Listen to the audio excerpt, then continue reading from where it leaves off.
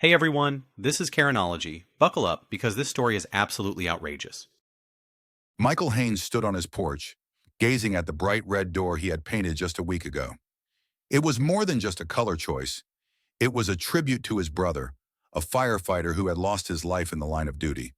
To Michael, the red door symbolized courage and resilience, values he held dear. But the homeowner association had a different opinion. It began with a letter slipped under his door. The letter, emblazoned with the homeowner association logo, demanded that he repaint the door to conform to the neighborhood's approved palette. The note claimed the vibrant red clashed with the harmonious aesthetic of the community and threatened a fine of $1,000 if he didn't comply within 14 days. Michael crumpled the letter in frustration. He had heard whispers from neighbors about the homeowner association's heavy-handed tactics, but hadn't expected to be targeted so soon after moving in. Determined not to back down, he decided to attend the next homeowner association meeting to present his case. The meeting took place in a sterile community hall where folding chairs were arranged in neat rows. At the front of the room sat the homeowner association board, led by Karen Mulberry, a sharp-tongued woman known for her domineering presence. Karen wore her usual smug expression, her manicured nails tapping impatiently on the table as residents filtered in. When it was Michael's turn to speak, he stood tall and explained the significance of the red door. "This isn't just a door," he said, his voice steady but firm. "It's a tribute to my brother, who gave his life to protect others. I'm not repainting it." Karen's lips curled into a thin smile. "While we sympathize with your loss, Mr. Haynes, rules are rules. The color palette exists to maintain property values. Exceptions can't be made." Her tone was clipped, leaving no room for negotiation. The room buzzed with murmurs as Michael glared at the board. "You're prioritizing aesthetics over meaning. This isn't about property values, it's about control." Karen's smile faltered, replaced by a cold stare. "If you refuse to comply, the fines will increase, and we'll pursue legal action if necessary." The tension was palpable as Michael stormed out, vowing to fight back. The next morning, he woke to the sound of hammers and saws. Stepping outside, he found construction workers erecting a wooden fence that encroached onto his property. Furious, he confronted the foreman, who pointed him toward Karen. "It's a new boundary adjustment," Karen explained when Michael demanded answers. "The association has decided to extend common areas for community use. It's perfectly legal." Michael's fists clenched. "You can't just take my property without my consent." Karen's smugness returned. "Oh, but we can. The bylaws grant us that authority. Perhaps you should read them more carefully." Realizing he was being targeted, Michael began documenting everything. He photographed the encroachment, recorded conversations, and filed a formal complaint with the county. But the homeowner association wasn't done. Over the next week, his water pressure mysteriously dropped to a trickle, and his electricity flickered on and off. A technician discovered tampering with his utility box, and while no direct evidence pointed to the homeowner association, Michael was certain it wasn't a coincidence. The final straw came when he received notice of an emergency homeowner association meeting to discuss violations and enforcement actions against him. The vague wording set him on edge, and he suspected they planned to escalate their efforts to force him out. Determined not to let them win, Michael prepared for the meeting with the help of a local attorney and supportive neighbors who had also fallen victim to the homeowner association's aggressive tactics. Together, they uncovered a web of corruption involving Karen and a construction company that profited from homeowner association-backed projects. The night of the meeting, Michael walked into the hall armed with evidence and resolve. Karen greeted him with a saccharine smile that didn't reach her eyes. "We'll be addressing your numerous violations tonight," she announced, her voice dripping with condescension. Michael met her gaze without flinching. "And I'll be addressing your abuse of power," he replied, holding up a folder filled with damning documents. The room fell silent, all eyes on the two adversaries as the battle lines were drawn. The confrontation was only beginning. Michael sat at the kitchen table, surrounded by a small group of neighbors who had come forward to support him. Each had their own story of harassment and unfair treatment by the homeowner association. Their frustration filled the air as they shared tales of arbitrary fines, unapproved changes to their properties, and Karen Mulberry's overbearing leadership. "She fined me $500 for having a trampoline in my backyard," one neighbor said, his voice shaking with anger. "It's for my kids. Who does it hurt?" Another added, She's been pushing for that construction company to do all sorts of unnecessary projects. I'm pretty sure she's getting kickbacks from them. Michael listened carefully, taking notes. If we work together, we can expose this. We need evidence and a united front. One neighbor, an elderly woman named Martha, hesitated. She's vindictive. If we push back, she'll make our lives even worse. Michael nodded solemnly. That's why we have to be smart. If we let fear control us, she wins. We deserve to live peacefully in our own homes. The group agreed, and they began compiling their grievances. Michael's attorney, Emma Carlisle, joined the effort, advising them on how to gather admissible evidence. They pored over homeowner association bylaws, financial records, and past meeting minutes, uncovering discrepancies that hinted at mismanagement and potential fraud. Meanwhile, Karen wasn't idle. The day after the meeting, Michael found a bright orange notice taped to his door. It claimed his property was in violation of several homeowner association rules, including excessive lawn height and unapproved decorative fixtures. The fines totaled over $2,000. Infuriated, Michael called the homeowner association office, only to be met with a condescending receptionist who refused to connect him to Karen. The message was clear. They wanted him to feel overwhelmed and isolated. Michael refused to back down. He spent hours documenting his yard, taking photos to prove his compliance. Emma helped him draft a formal dispute letter, which he submitted alongside the evidence. But he knew this was just the beginning. One evening, as Michael was reviewing documents, he noticed headlights sweeping across his living room. Peering through the blinds, he saw an unfamiliar car idling outside. The driver appeared to be taking pictures of his house. When Michael stepped outside to confront them, the car sped off, tires screeching. The incident rattled him, but it also strengthened his resolve. He installed security cameras around his property, determined to catch any further harassment on tape. The footage quickly paid off. Over the next few nights, the cameras captured homeowner association board members walking onto his property and inspecting his utilities. One clip even showed Karen herself, clipboard in hand, directing workers to tamper with his water line. Armed with this damning evidence, Michael and Emma prepared for the next homeowner association meeting. Word had spread among the residents, and the room was packed with people eager to see what would unfold. Karen's confident demeanor wavered as she noticed the number of attendees and the determined expressions on their faces. "This meeting is to address ongoing violations," Karen began, her voice sharp and authoritative. "Mr. Haynes, you're first on the agenda."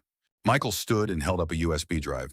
"Actually, I'd like to address the board's violations first." He handed the drive to the IT technician, who projected the footage onto a large screen. Gasps rippled through the room as the videos played. Karen's face turned pale as the footage showed her on Michael's property, clearly overstepping her authority. Murmurs of discontent grew louder, and several board members shifted uncomfortably in their seats. Karen tried to regain control.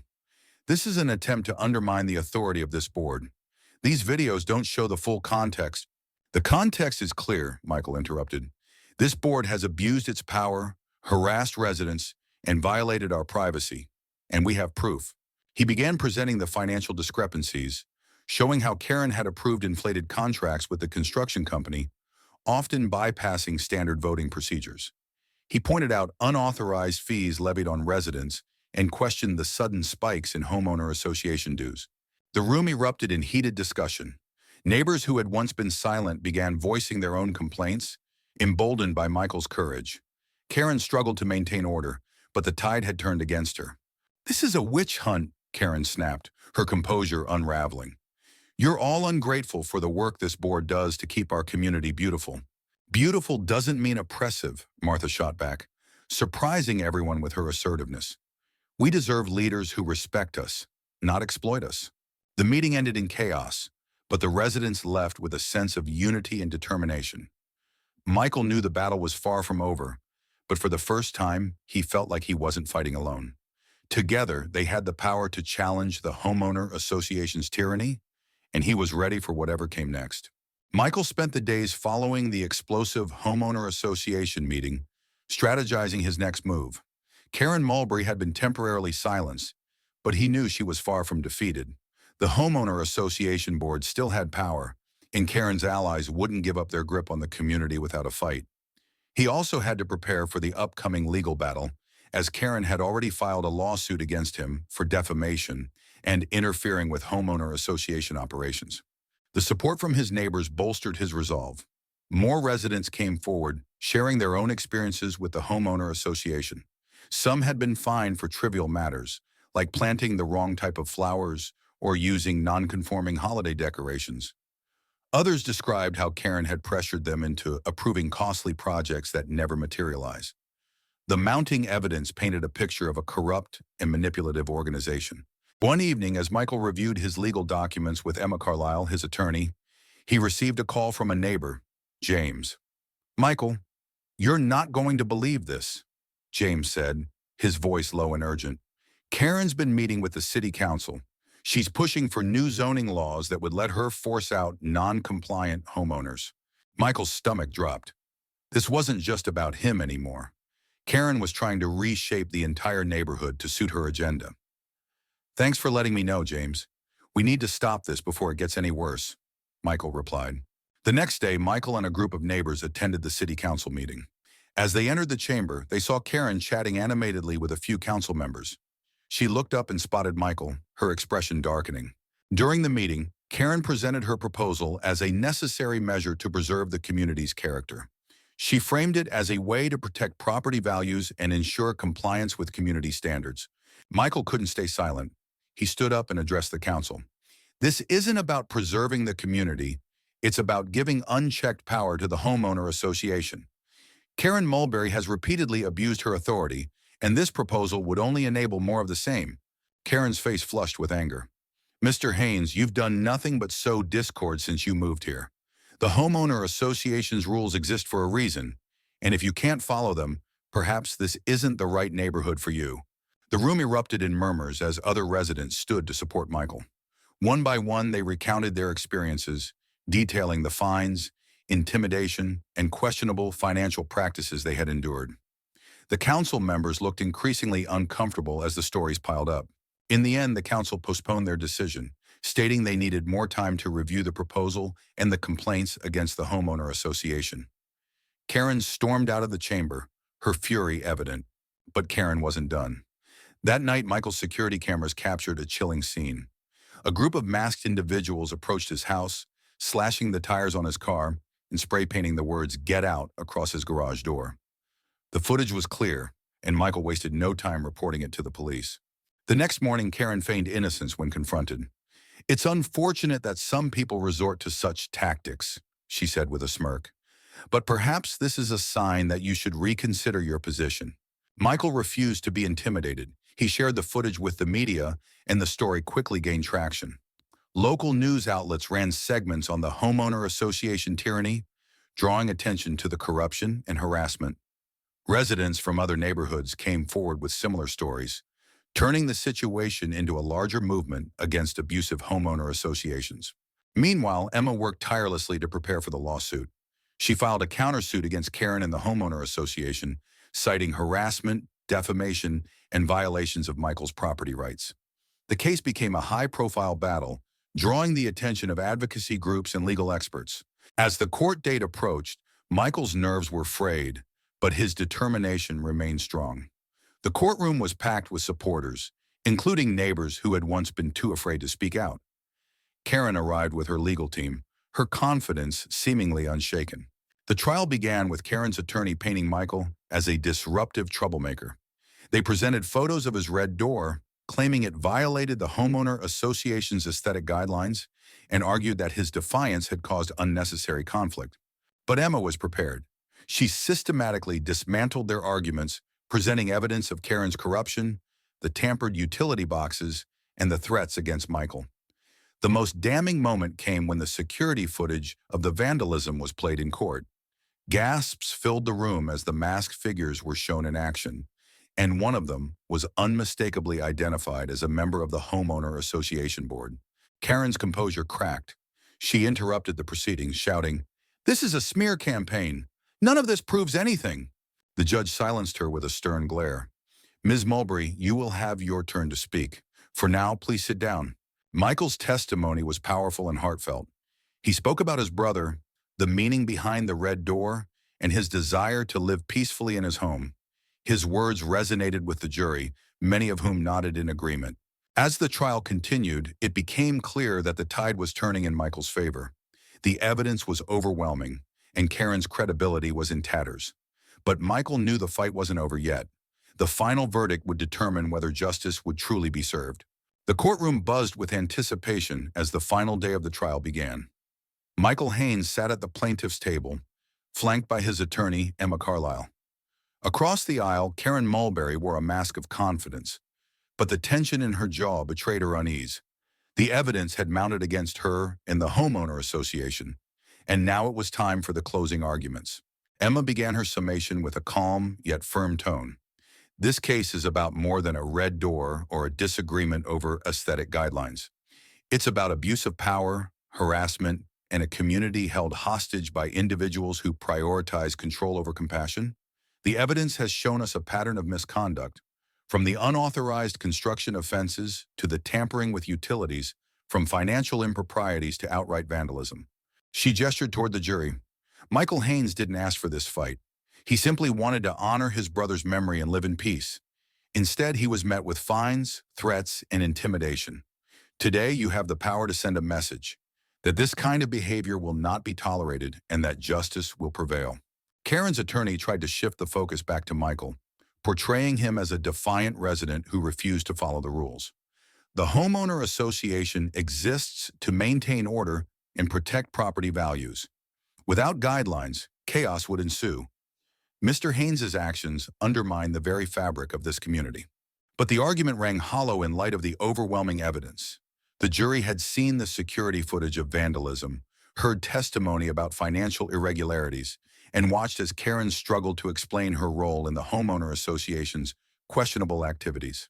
When the jury retired to deliberate, the room was heavy with tension.